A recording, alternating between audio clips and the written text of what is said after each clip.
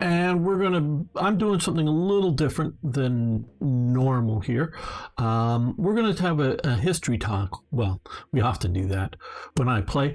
But I was just, scheduled, hey, play some Field of Glory Medieval 2.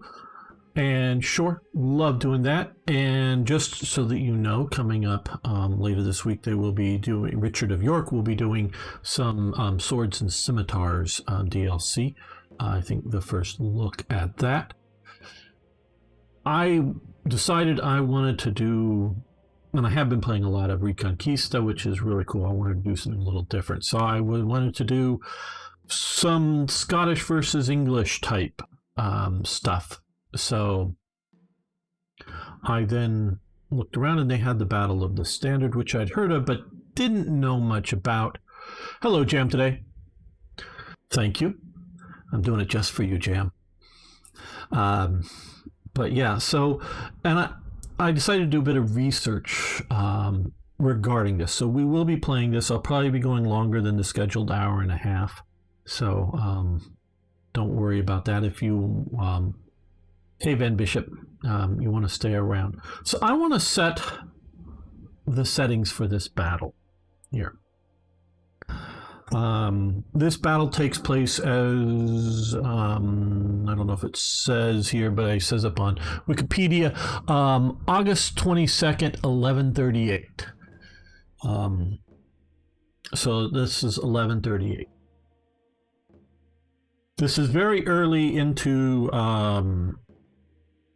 I forget exact, sort of the troubled times, the Civil War between the Empress Maud, I hope I'm getting all this right, and King Stephen. Trying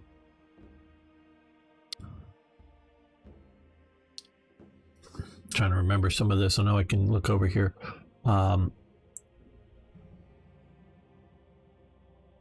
Matilda, sorry.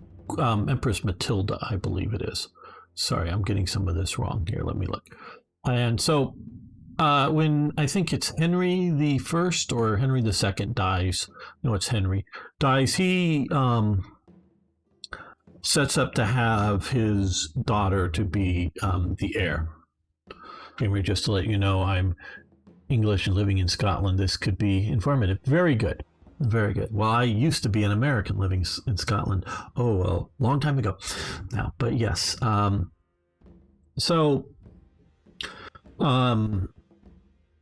This, because the world, and we have to realize at this time, I know it's all, bash the patriarchy, end the patriarchy and stuff, and whatever you think about that. And I'm not... There's sort of natural human ways we organize ourselves, for better or for worse, and how it should be. I'm all for good equality. That's fine. But there's good reasons for patriarchy back in this time period, because fundamentally, if there are no governments, humans will always form government. It'll be the strong men. It'll be, if we were to erase a government in an area, it'll be the gangs, the warlords, the whatever that will become, government. Somebody will become government. It's just the basic nature of humanity as far as I'm concerned. And we can call it a necessary evil, if you will. That's quite maybe appropriate. But there's government. And at this time, of the 1100s, early 1100s,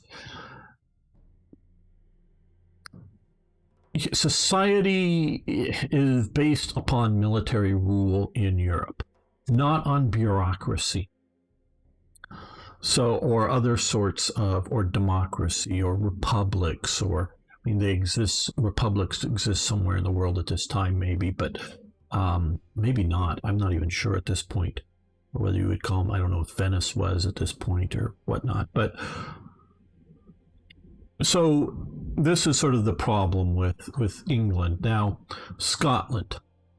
Scotland is a much poorer country than England.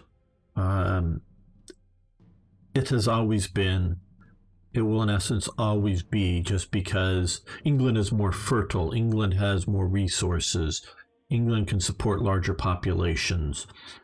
All of these reasons. Hello, Jaculius. All of these reasons, Scotland is, in power ways, inferior to England. Now, what we think of as feudalism today, and the term, I'm not sure exactly when it starts to being used, and no one can agree really in academic circles just what feudalism means. Partially, I would say, because feudalism meant different things in different parts of Europe, and feudalism meant different things at different times through history of feudalism. So Scotland at this stage is pre-feudal. Its society is based on kinship. There is ownership. There are what would be sort of equivalent of earls in Scotland, as well as the king, but it is not a feudal system. And when we really don't know how Scotland was organized back then, why don't we know how or why Scotland was organized back then? Because everybody knew how Scotland was organized that lived in Scotland. And there was not yet the sense of recording things in a written manner, so that we can look back and see about it. So we don't know. We can make inferences, we have references, but it's pre-feudal. And this is a battle. On here, we can go to early in the morning, the Anglo-Norman army deployed between. Okay. Let me set up a little bit before we get to actually setting this battle. The English Civil War breaks out between the Empress and King Stephen. King David I of Scotland. Now, just to give sort of another historical reference point, Robert the Bruce is crowned King of Scots in 1306. Okay, and this again is 1138. So this is well before Robert the Bruce, William Wallace, and all of that. King David is one of the sons of the former king, because you got to understand back then a lot of people didn't live very long then, get infections and eat bad food, drink bad water. So he had spent a brief time as sort of a hostage down in England, and the king and his family owned, as basically sort of an earl or whatever, large tracts of land in England well before this. And he is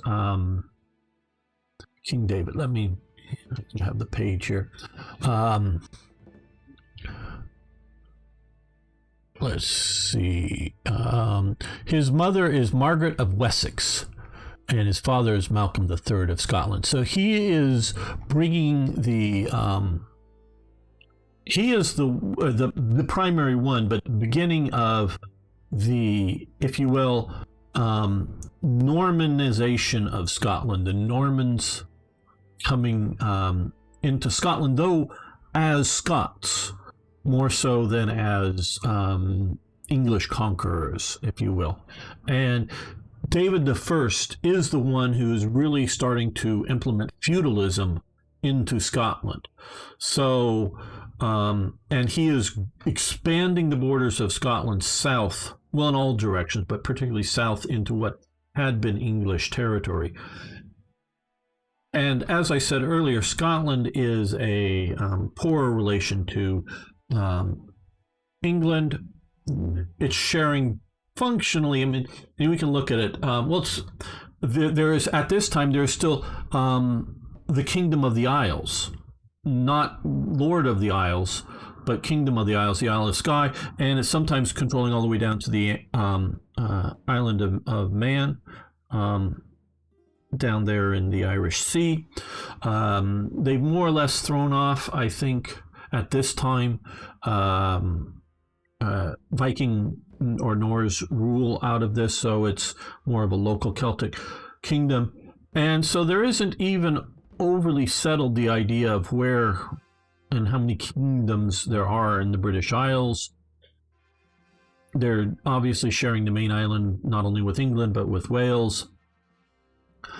As a result of David's actions, my small town in East Anglia was part of Scotland for a while. Yes, for a while, centuries later, and Robert the Bruce ended up holding the same title, but for obvious reasons wasn't recognized by the English. Very good. Hello, Ian Carson, I think I read. For me, your name is showing up as a very pale green. So yes, and that's sort of in the aftermath of this, that David I expands the borders for about 20 years or more, basically to the end of his reign, down into England, which actually benefits the English that he rules over, according to Wikipedia. I looked up this stuff. I am much more of an 17th and 18th century historian of Scottishness and things. Used to do reenactment of Jacobite Highlanders that we really tried to do. This is many years ago, very historically based, not just dress up in, cosplay. We were really trying to do, and I did a little bit actually in Scotland, but trying to do experimental archaeology, knew some of the leaders of that for the 18th century. This is before the area of my deeper knowledge. So I did look up a lot of this stuff. And by David the First controlling a lot of the northern England, or what is today northern England, a lot of it is still north of Hadrian's Wall. So, even before David's time, after David's time, just where that border is not clear. But he extends it rather far south for Scotland, shall we say, which gives the north of England time of peace during the Civil War. Hello, we're playing Field of Glory 2 Medieval, and we're looking at the historical Battle of the Standard, and I'm just sort of setting up what's going on. Hope you'll be of interest to this, and we will be getting to the action very soon. So, now, okay, so with the Civil War, David really supports the Empress. The Empress is his niece, though Stephen is married to another one of his nieces. So these are all, this is all a family affair, these kings and rulers going on. But he's a big supporter of the Empress.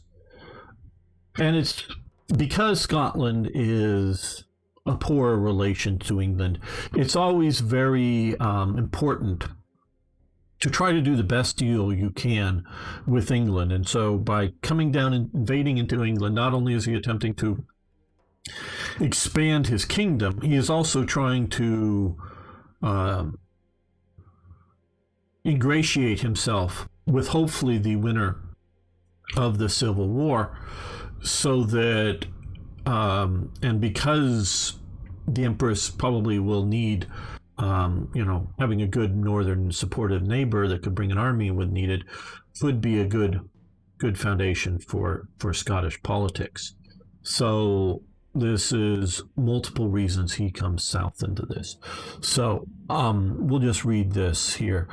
Early in the morning, the Anglo-Norman army deployed between Cranmere Marsh, that's almost redundant, Mere and Marsh, on their left flank, and some woods and more marsh to the right. The marshes were surrounded by low but steep banks. The Anglo-Norman knights have dismounted, and they formed an army of one massive formation around wagon carrying the standard of the saints. The main because Stephen was dealing with his main army more in the south of England, it was local bishop or cardinal or something that sort of raises the force in the north to oppose David's invasion. That's why there's a standard of the saints. Archers were mixed in the front row of knights for protection. So in this scenario, they've been upgraded to superior and given 50% swordman capabilities to pick the performance of the day. Scots have deployed in a more flexible formation of a center, 2 wings, and a reserve. King David had intended to have his knights lead the charge. However, the wild Galwegians, who consider themselves to be the finest warriors in Scotland, have demanded the honor of leading the attack. So they form the center division. The king's son, Prince Henry, commands a small force of mounted knights on the right wing. Okay, well, that's also the Galwegians. Now, this gets back to sort of kinship and the way Scotland and other pre-feudal societies are arranged. There are not clear lines of authority. It's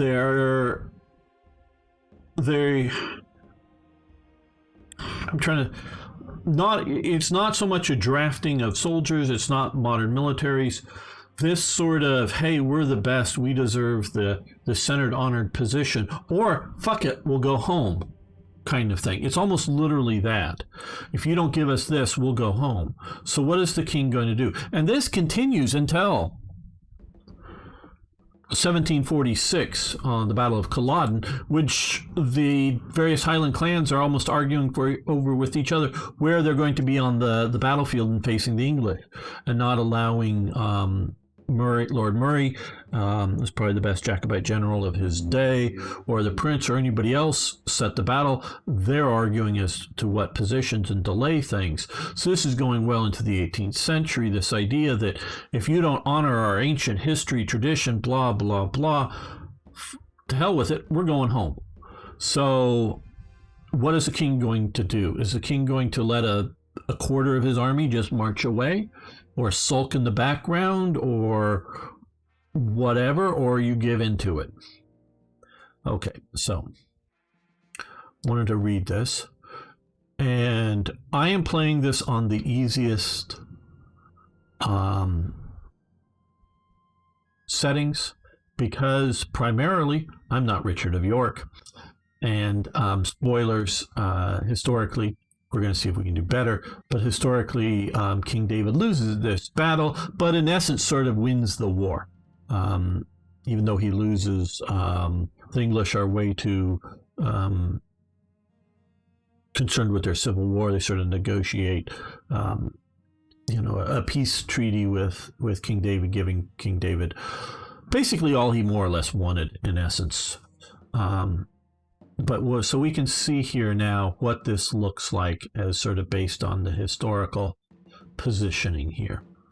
Now, we can see it's basically, and this is basically taken from accounts as to what the battle was like. So we have the Norman knights here in the center, dismounted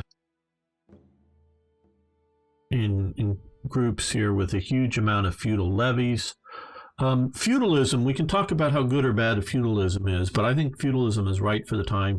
And part of what feudalism, which we have levies here mentioning, is you have obligations and they're recorded.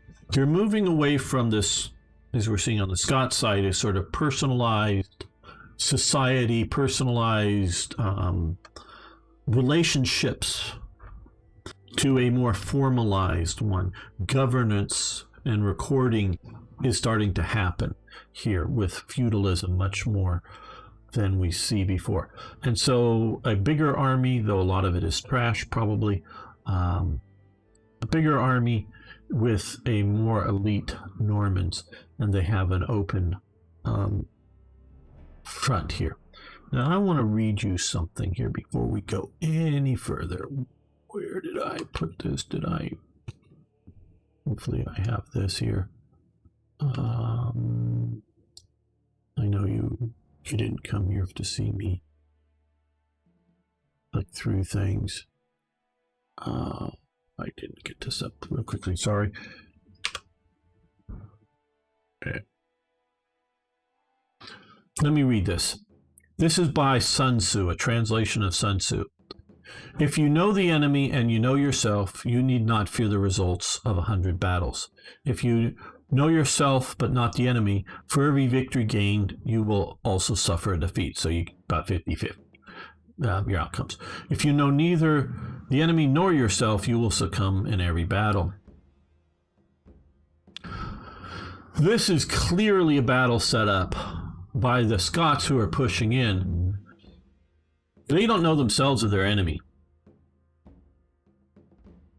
This is the worst possible idea of a battle, that you have here a limited front, that they're able to put their strongest knights that basically cover the front. So we are facing a really, really bad situation. Scots armies could fight.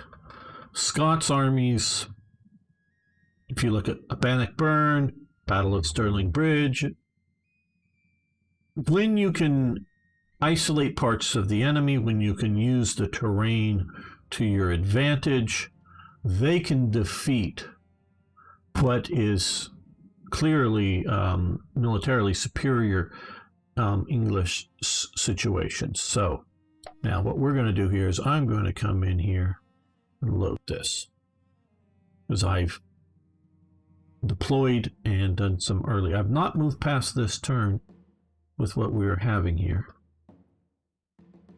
that we're going to see. Okay, so that's how it started. This is now turn 5. I've maneuvered this. We're still here.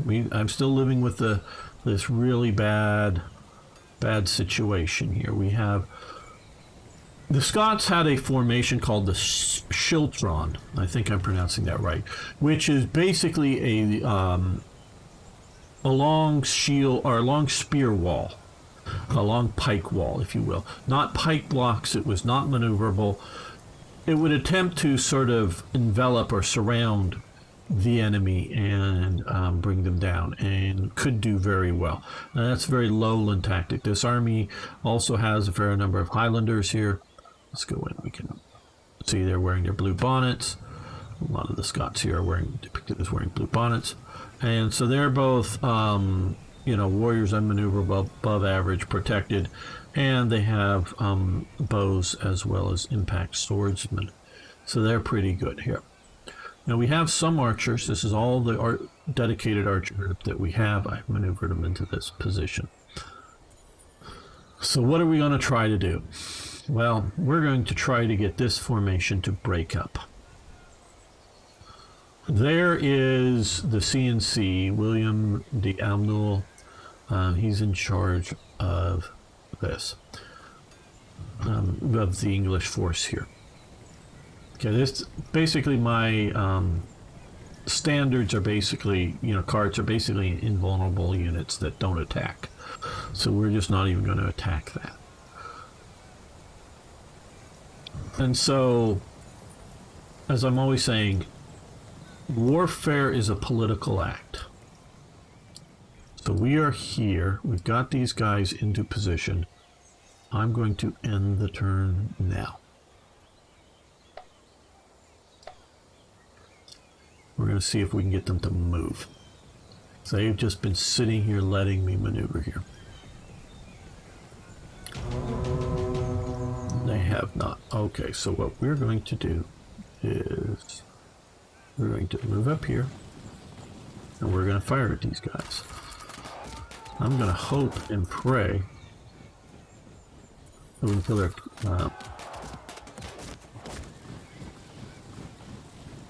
commander-in-chief. If not, I at least want to try to keep poking them until they decide to come out. But we're going to concentrate all of our firepower right here for a few turns at least. Yes, their archers are going to do what they can, but we moved all of our archers all up at once so they couldn't just slowly pick off one set of archers at a time.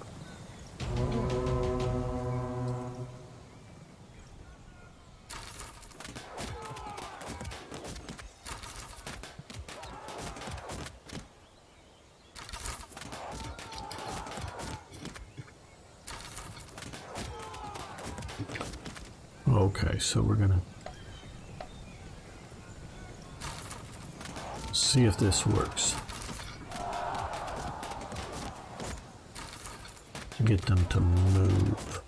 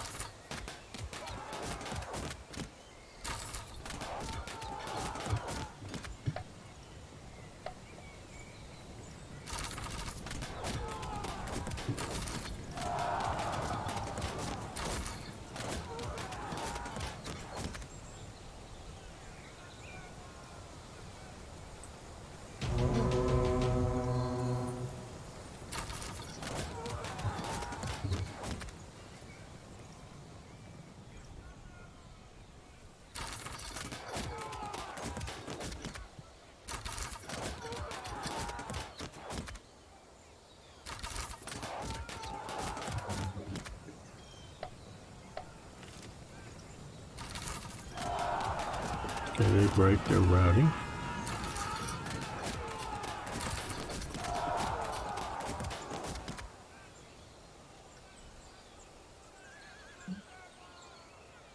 Come on, move. We dispersed.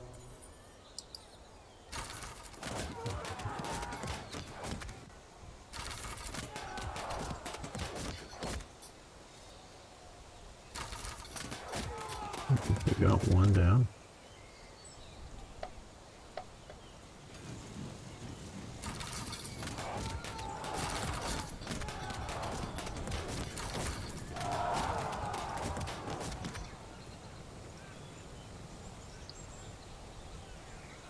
Come on, either move or let me have my turn.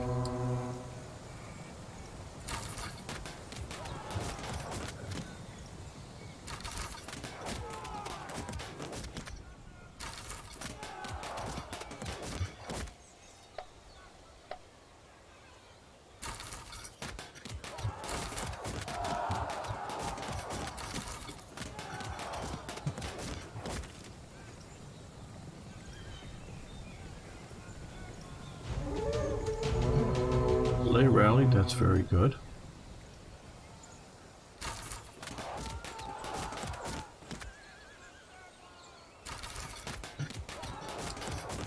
Barely picking at them.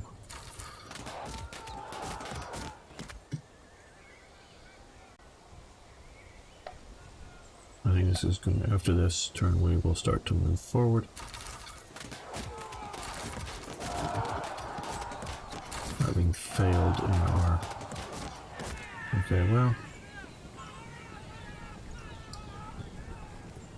I really want them to break up and come after me.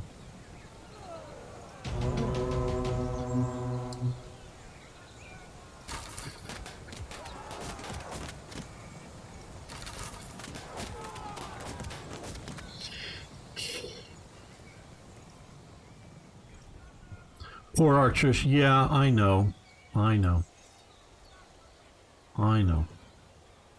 But these knights will be really, really devastating to us.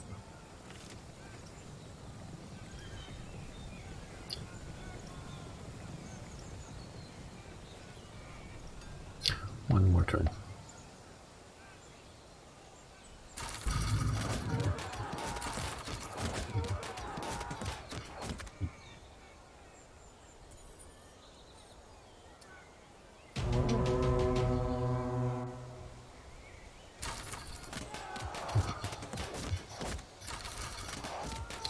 Okay, well, I think we are running out of time, so let's move forward. Yep, I was really hoping they'd break their formation and start chasing some of these guys down.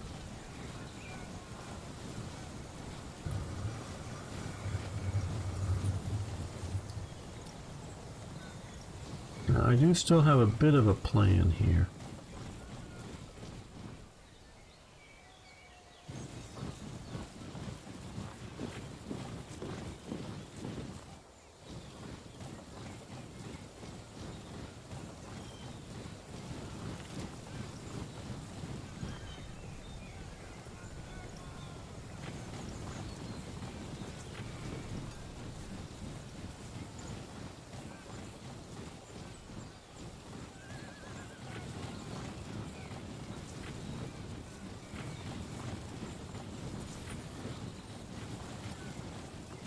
Okay, I'm not bringing these guys fully up to here. Let's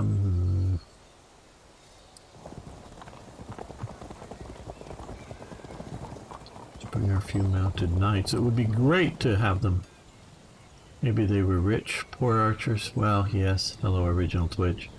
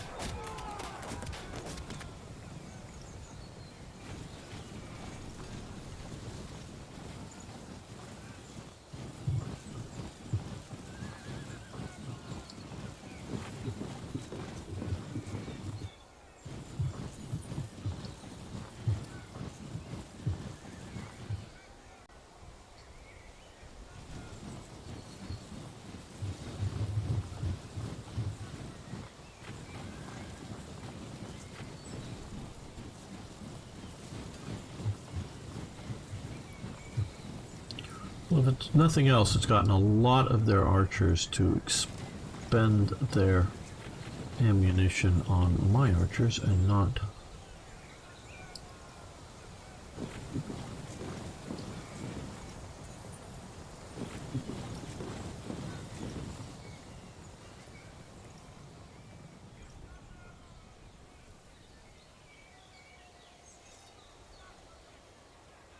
Let's move these guys up too. I think we don't need that big of a gap between them, and not on my main line.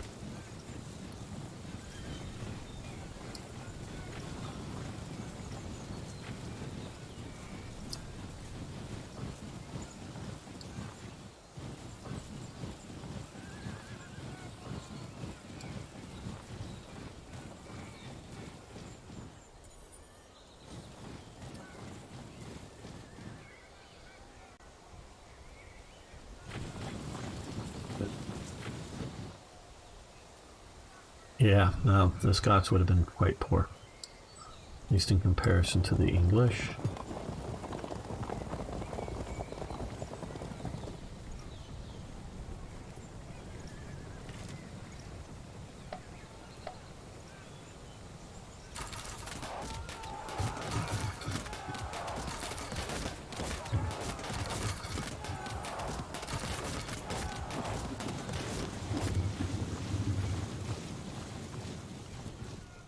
A little bit of reaction out of some of these guys.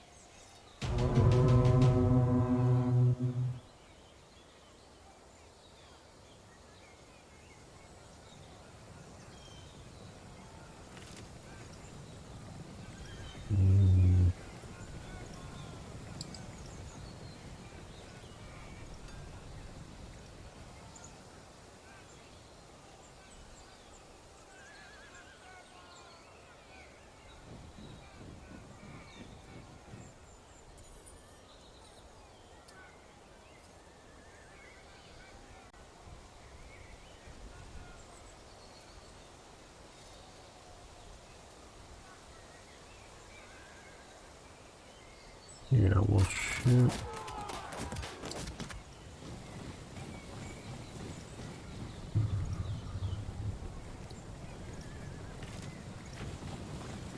You can turn that way, these guys can turn.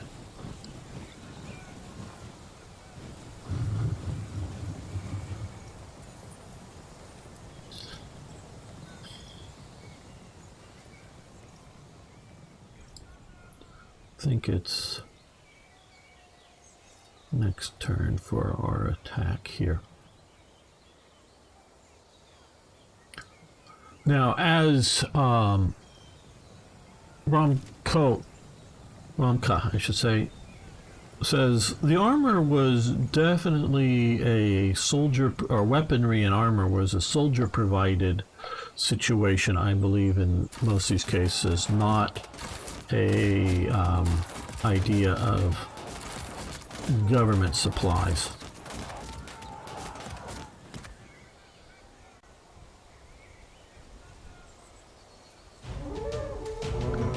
Okay, well, they rallied. Nice of them.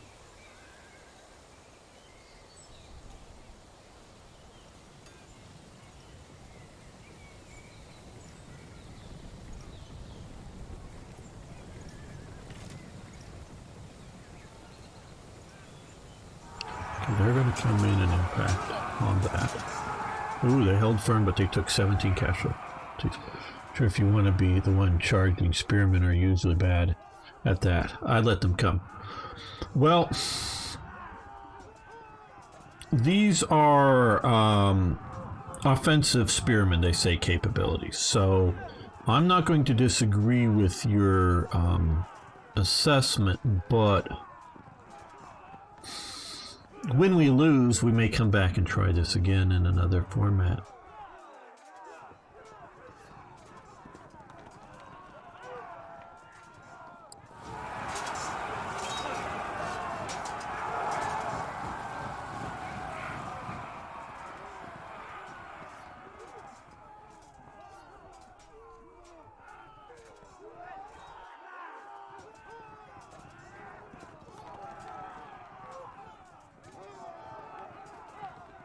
Now I'm hoping all of these guys will come in here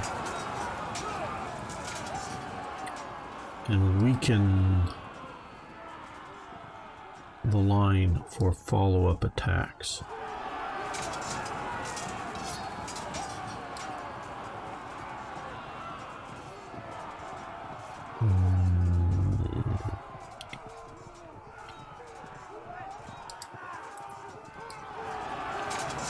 With our general, we'll hit that. We'll hit that.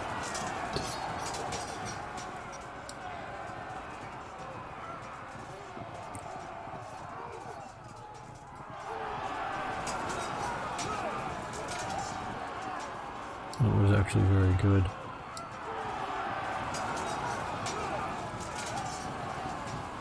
Okay. I'm not Galwegian foot. I'm not quite sure.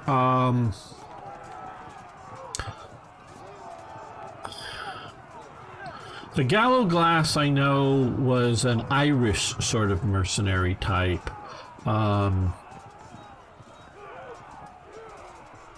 These are, obviously, we can see down here a foot with a javelin, lightly protected warriors. Like I said, I'm not 100% familiar with the time period. These type of warriors would be great in, although these are not the Highlanders, but would be great in rugged terrain. And very likely could take out the Normans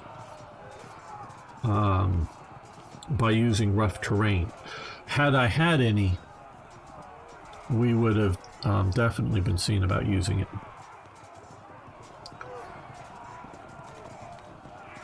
Okay, I'm going to let this part of the battle sort of continue here.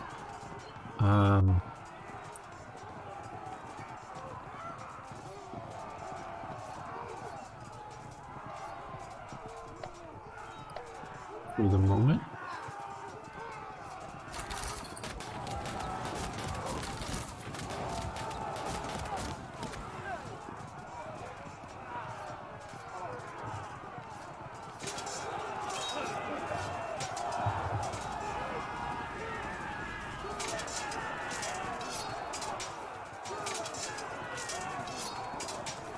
Making a lot of damage, but holding firm. They fell back.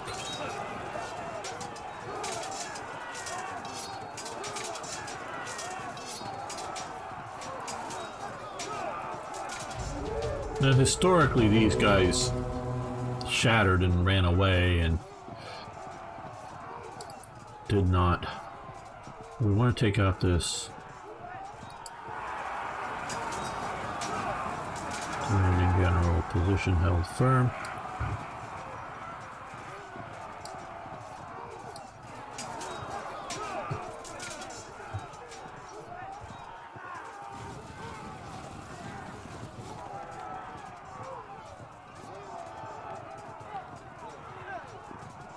I think we will just move up and face these guys.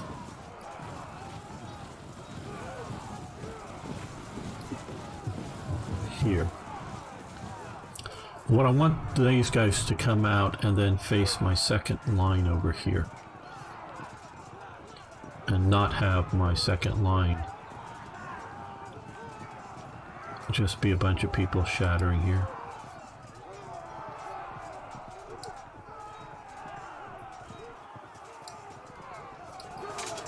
Looks like it's going to do better results.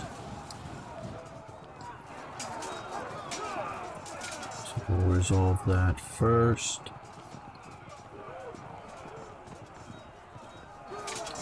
Slightly better.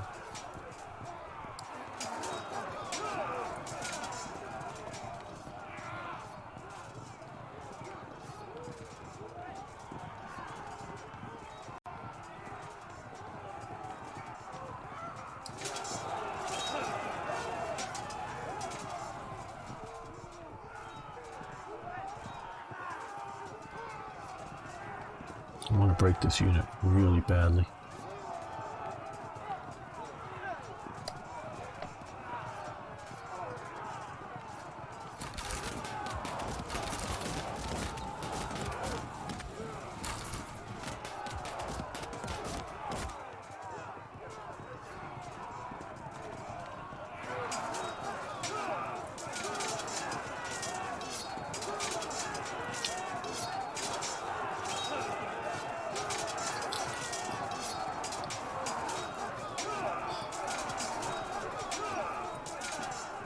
Okay, he just auto-broke. Great. And they dispersed. So the commander-in-chief has just auto-broken.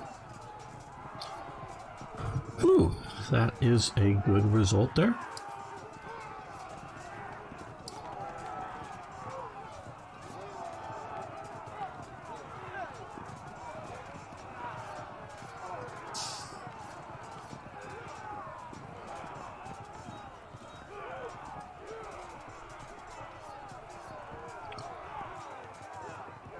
Let's hit these guys.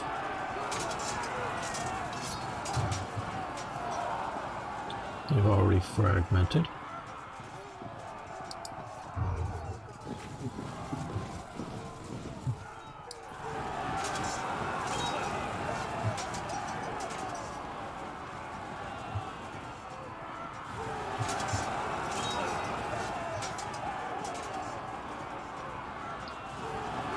We're hitting that unit with 3 units.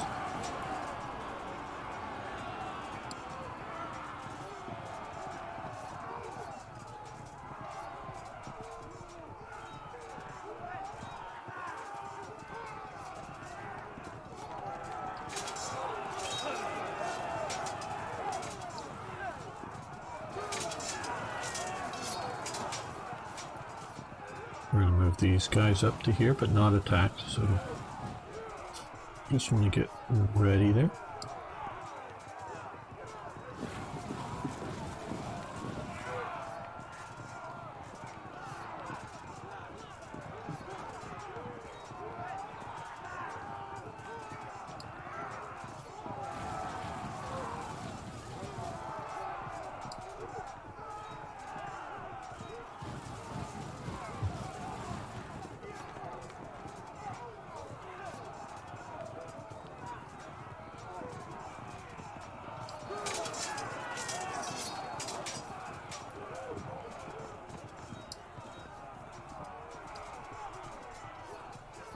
Slightly better chance, so let's start with him.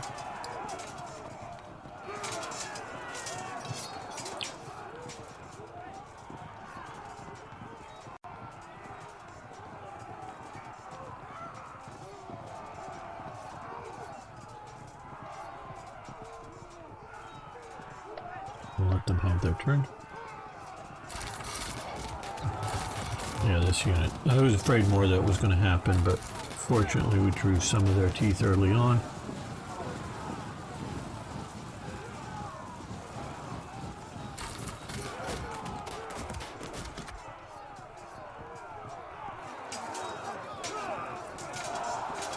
We're disrupted.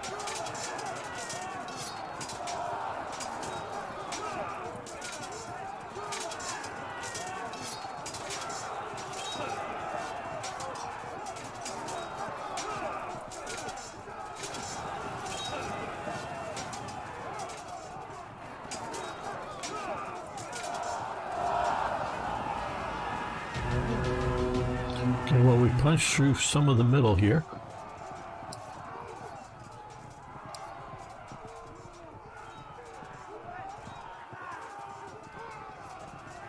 Let's start with this here.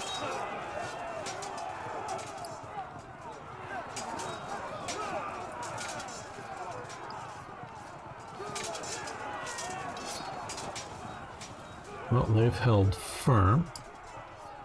We're going to hit.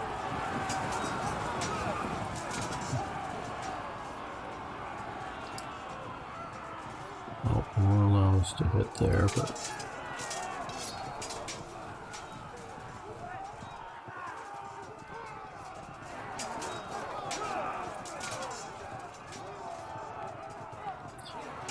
Now, this battle historically was over by... It started about dawn. It was over by noon.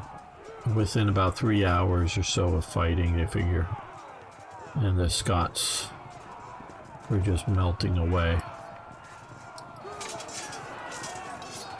Probably more... There's recording that possibly up to 10,000 Scots died in this. There's no way to determine how many were at the battle and how many were in the aftermath, because they were hunted for a long time. Okay, Anglo-Norman line has been very disciplined so far. Absolutely. Redeem on this website, and I'm writing the code to redeem it, but it doesn't work.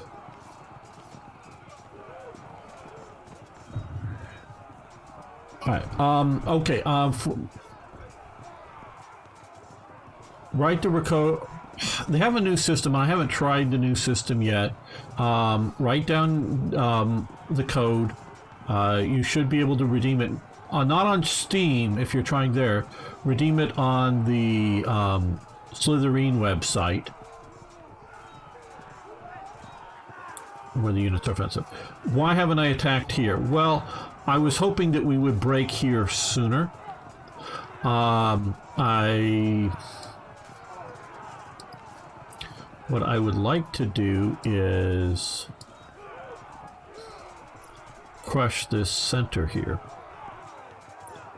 The only unit that's here is we're taking any real losses is this one. So that's sort of what I'm waiting for. Now on my left, I was waiting for this to collapse and then have them come into here.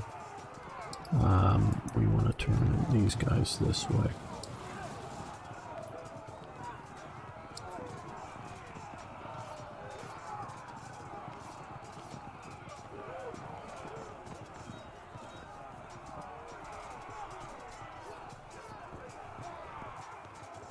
Yeah, it was, and they wanted the Galwegians wanted, they thought themselves the best warriors in the Kingdom of Scotland, so they wanted the honor of attacking in the center. By the 18th century, the honor went to the pride of place was on the right. By the 18th century, and everybody, the clan that was put on the right was considered, the most heroic, the best position of honor to be put in. They wanted to be in the center, and they attacked vigorously, I do believe, the Norman Knights. They just did not do well in this terrain against said Norman Knights, so they collapse. Get the code, go to Slytherin's website, punch in the code, get the game, get the Steam code, add the game on Steam. Yes, Van Bishop, very good. Thank you for the directions. Now here, these guys, we can hit here, or we can hit here. I think we're going to hit here. Because I was hoping to break another unit and move in and disrupt a bunch more of their army. Like I thought, a lot of these units back here were trash. If we can get through these Norman Knights.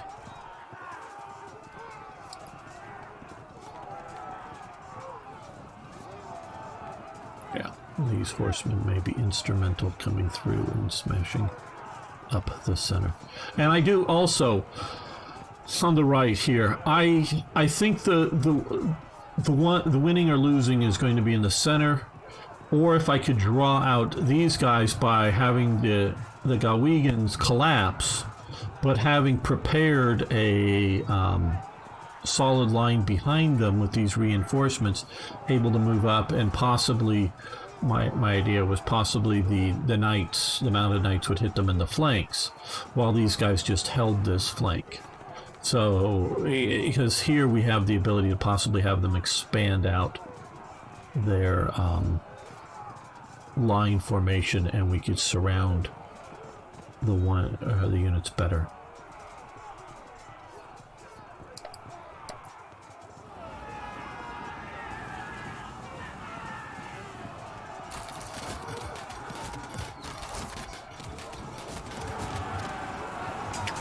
They hit these guys in the rear, disrupt the dam. Didn't really want them to turn around in the middle of the battle, but okay, thank you.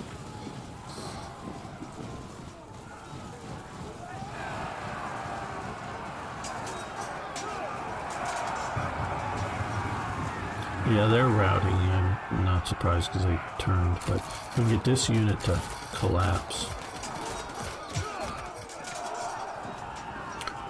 Sometimes you just plan on having parts of your army collapse, but hope to use it to your advantage, as long as they don't carry away the rest of the army.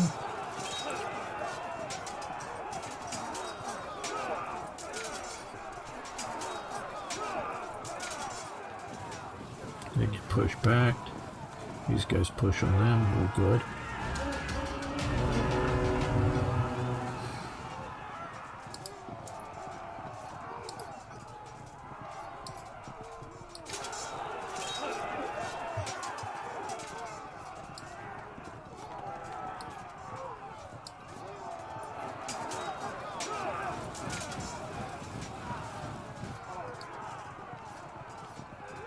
Six, 64 cents.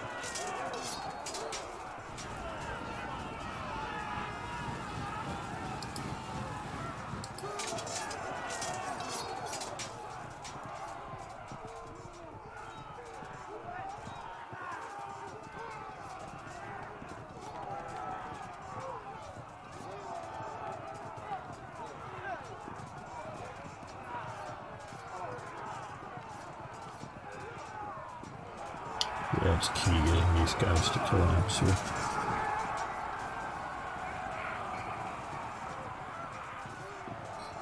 And since I'm left without too much in the way of reserves in this area, we'll move up the king's forces there that are under his direct command.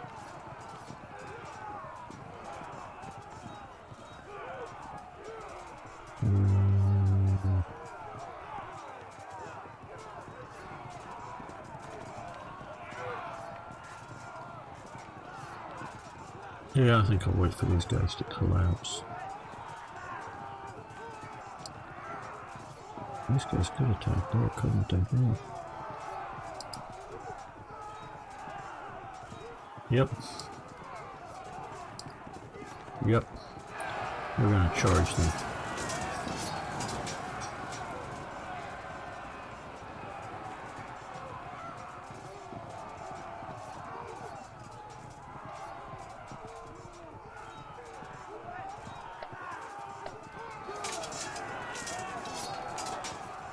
They auto-break, they held firm. Okay, they charged over here.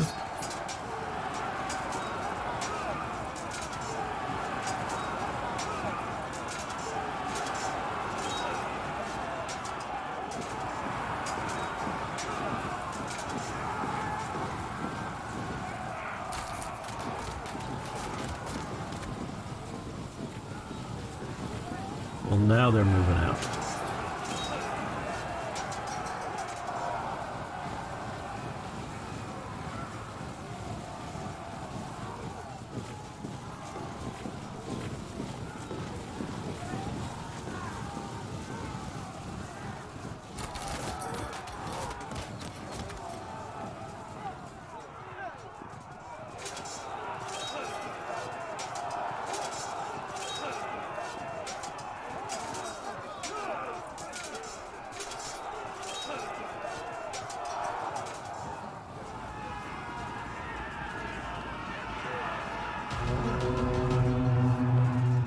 Right. Attack here. Probably not so much.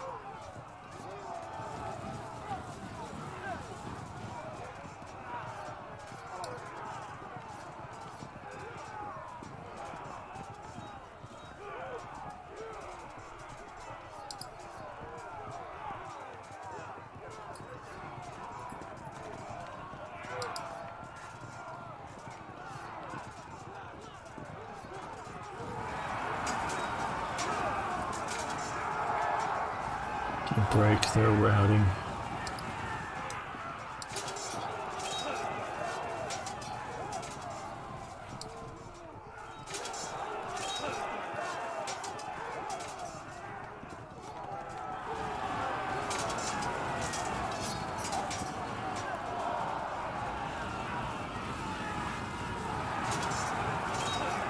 Well, don't charge that damn thing. Those things are not the best.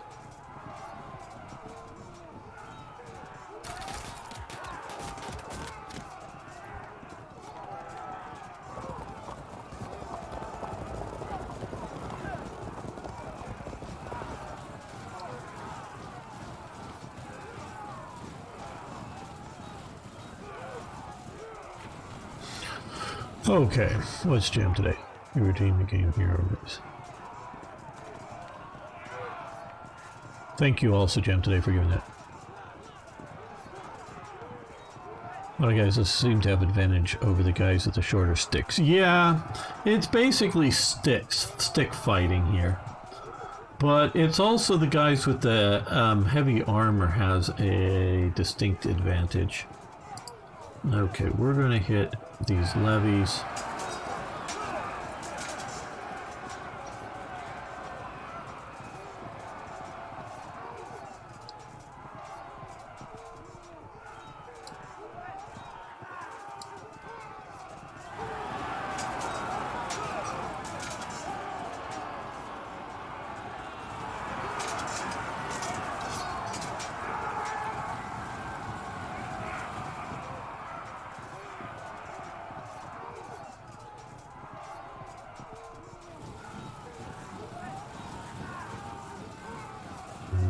Shooting. Well, we have 5 turns of ammo, so we'll try to soften them up while we can.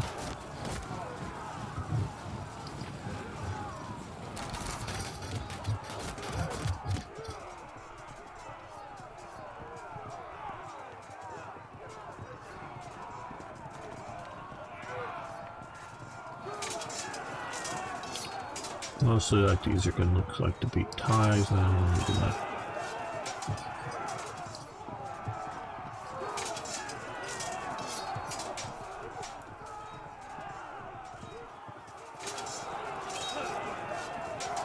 They break it around. Wow. Yeah, like I thought, a lot of these levy units are just trash.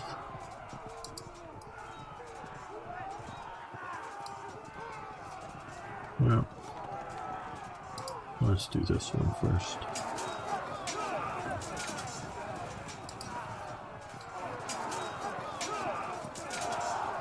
Okay, they break. Well, whatever.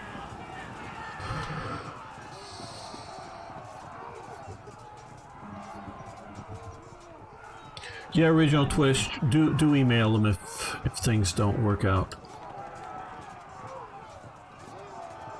Right.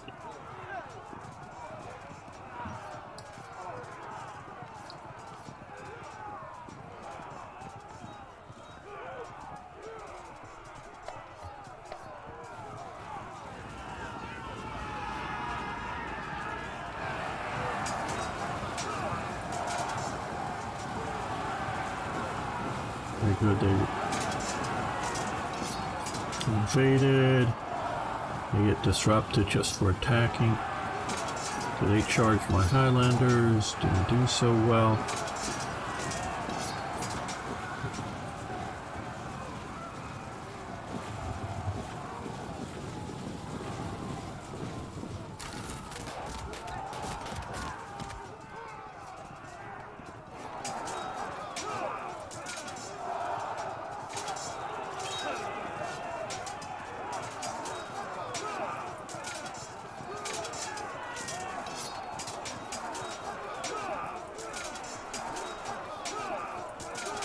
We got the longer sticks, but they've got the better armor in most of these cases.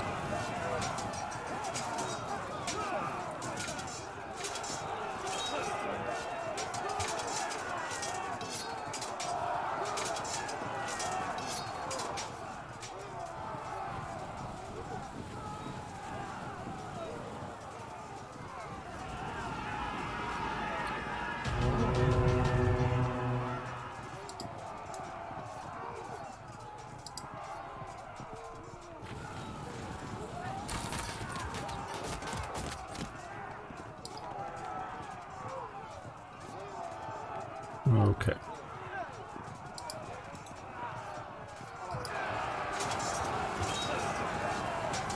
Impact charge on that. Now these guys are also going to charge in true Highland fashion.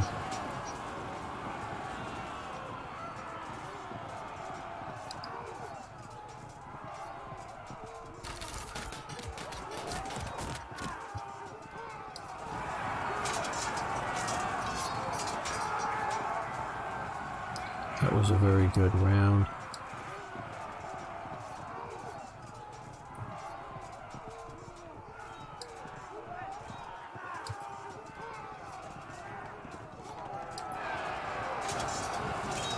Again, the Norman Knights are the key, one way or the other.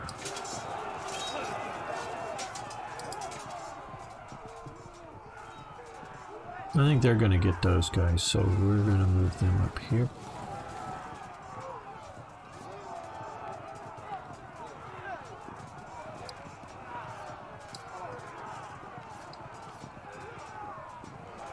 Okay, Prince Henry, the son of the king, is going to charge the archers. They're fragmented.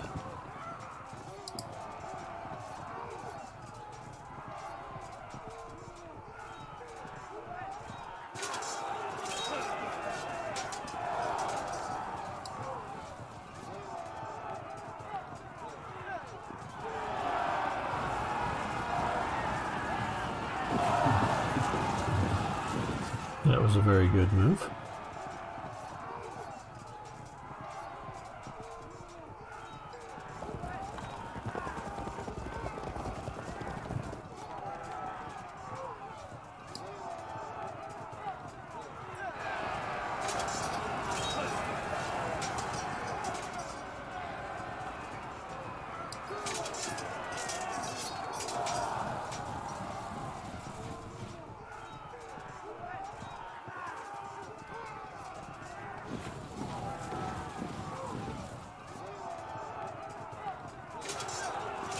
Take out that force first if we can.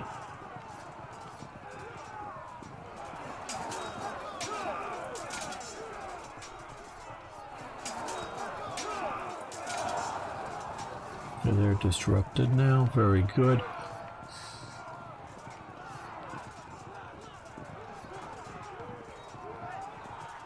Yeah, don't worry. Slytherin has a very good reputation of taking care of people, at least everything I've ever heard. So don't worry. Original Twitch.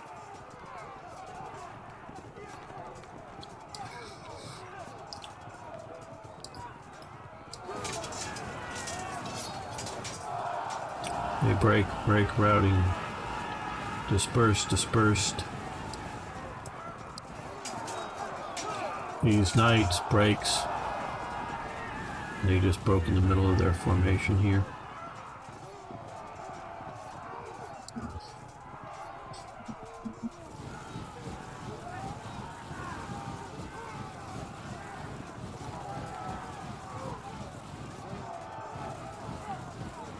Turn and face these guys that way. Turn and face these guys that way. These guys, what do we want? We're gonna come over here and we're gonna shoot. Now, 7% chance, 9% chance. Oh, that's like, okay. Yeah, well, these are the levies. If we can get them to 9%. So let's start with these guys here. Hopefully do well.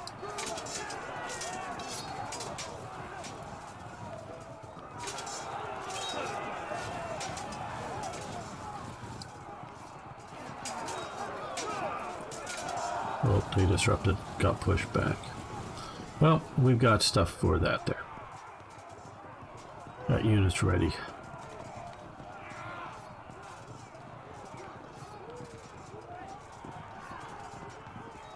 Up here, these guys, yeah, are not going to do so well. Not going to do well against that cart. You'd never have attacked a damn cart. Stay away from the carts. Always stay away from the carts.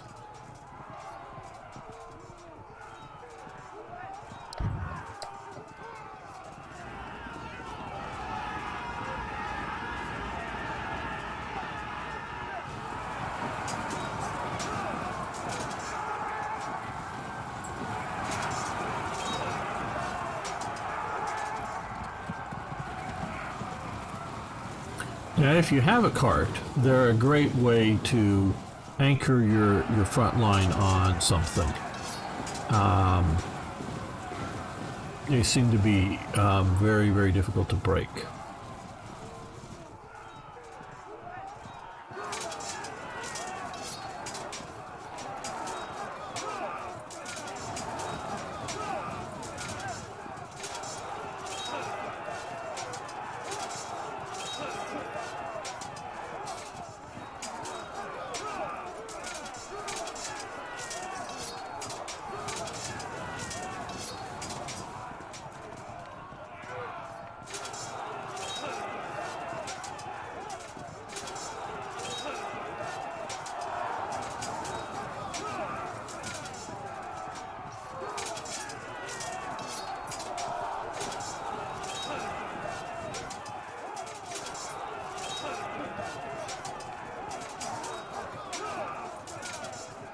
Now, according to Wikipedia,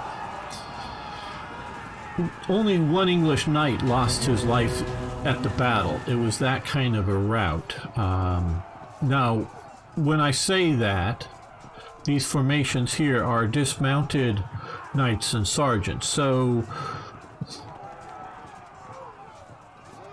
we don't know, at least to the best of my knowledge, we don't know how many people on either side took part in the battle. We do know some names. We do have the idea, they say 10,000 Scots lost their lives.